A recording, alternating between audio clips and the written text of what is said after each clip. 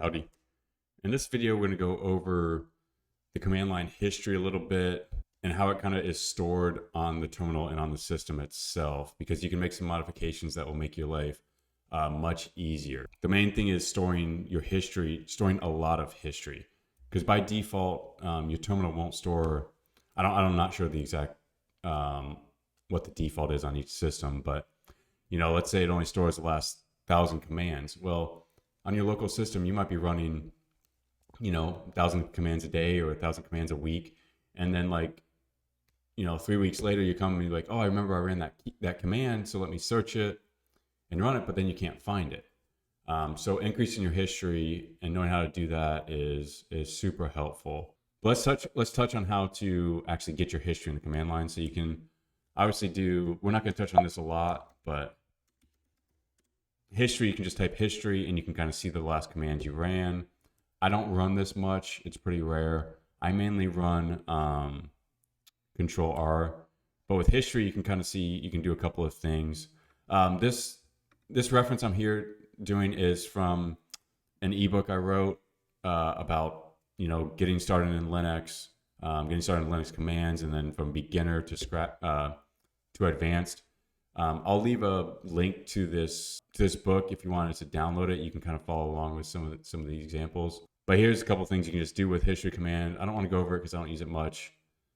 More of the point of this video is increasing the history, but the main thing I use is Ctrl R. So Ctrl R allows you to search your entire history.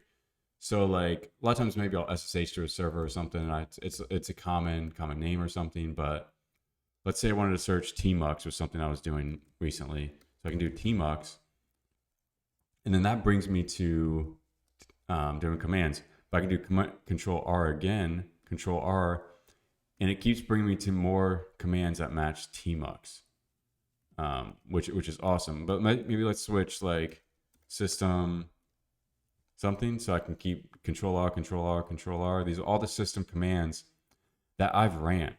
So a lot of times once I type a command in, I don't have to type the full command in most of the time because Control R just kind of does it for you. So once I find the command I want, I can just hit arrow right and then either modify it slightly or I can just run it automatically.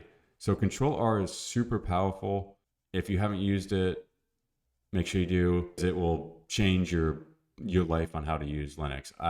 Before I knew about this, I would just use history and just use the up arrow a lot, just keep hitting up, but Control R will make you 1,000 times productive. So in Control R, it searches your history. So the whole purpose of this video is to increase your history, because we want to preserve every command we have for a year, essentially. You want to just do tons and tons of them. And it's very simple to do. So there's a couple of things you'll add into your bash profile or your Z profile if you're on a Mac. These first two lines here, hist size and hist file size. The main one you're going to be looking at is hist file size. So this says store the latest 200,000 commands in the bash history file. So there's actually a history file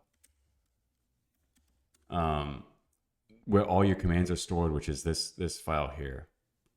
And this just says store up to 200,000 commands in that, which is great. The hist size is basically stores 50,000 commands in memory, which means this terminal window here. So once you close this out, it actually gets written to the history file. This one's not as important because of something we're going to do below, but just set this to a number 25% of what you set here will be fine. This is really where it comes. One of the main things here too is this command here, or this line, and you're adding this to your bash profile. If I didn't mention that, you're adding this to your bash profile, and what this does here is anytime you run an actual command here, it'll automatically write it to your bash history. But what happens is if I didn't have this here, if I didn't put this command here, when I run this command, it won't store it to my bash history until I log out of this window, which can pose issues too, definitely if you're working locally and you have, two windows open. If I try to do a Ctrl R here, and then it's a command I executed here recently, or, I might have this terminal open up for like 5 days, and then until I close this, it's never going to come over here. So you would run into issues where you try to Ctrl R and it's like, man, I just ran that command like 2 days ago, but it's not coming up. And the reason is because if you don't have this, it will not automatically append it. Basically on this, it will just say, once you run the command, write it directly to my history. And if you're on Mac with Zush, you do not need this line here. You can also do hist_ignore if you want to ignore certain commands, like I've been doing the ls. But ls isn't really much of a command you're going to want to like do a history search on. So you can exclude those if you want. I think this hist control is nice because it will erase duplicate commands. So you don't need to store the same command you've done twice. And to just see what my bash profile looks, we're going to even use Ctrl R to get to it. And you can see this is what it looks here. This is what it looks like here. And it's super helpful. And you can even, a good idea is to back up your bash history. So if you ever go to another computer, you can bring your history with you and it's like nothing changed, which is super convenient.